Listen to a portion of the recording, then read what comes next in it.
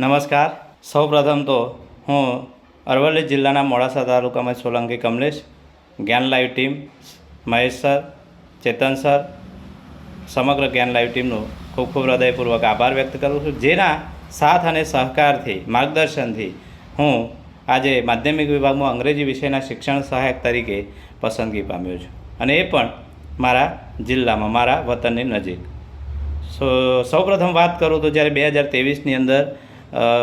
માધ્યમિક વિભાગની ટાટની પરીક્ષા આવી ત્યારે એમાં મેં તૈયારીઓ શરૂ કરી દીધેલી પૂરજોશમાં, અને તૈયારી કરતો હતો ત્યારે યુટ્યુબ ઉપર જ્ઞાન લાઈવના ફ્રી ઓફ વિડીયો જોઈને માર્ગદર્શન મેળવીને મેં પ્રિલિમ્સ પાસ કરી. પ્રિલિમ્સ પાસ કર્યા પછી મને થયું કે જ્ઞાન લાઈવ ટીમનું માર્ગદર્શન સચોટ અને ખૂબ જ સારું છે, એટલે મેં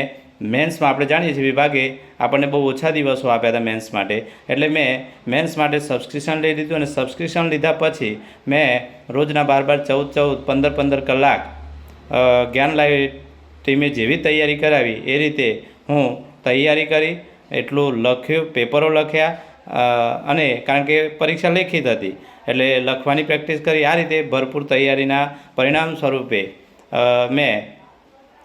મેન્સની અંદર અંગ્રેજી વિષયમાં માધ્યમિક વિભાગમાં 139.50 માર્ક્સ સાથે ઉત્તીર્ણ થયો હું, અને ઉત્તીર્ણ થયા બાદ હાલની શિક્ષણ સહાયકની ભરતીમાં મને 2 શાળાઓ એલોટ થઈ હતી, સરકારી અને ગ્રાન્ટીનેડ. તો મારા વતનની નજીક, સરકારી થોડીક દૂર મળતી હતી વતનથી, એટલે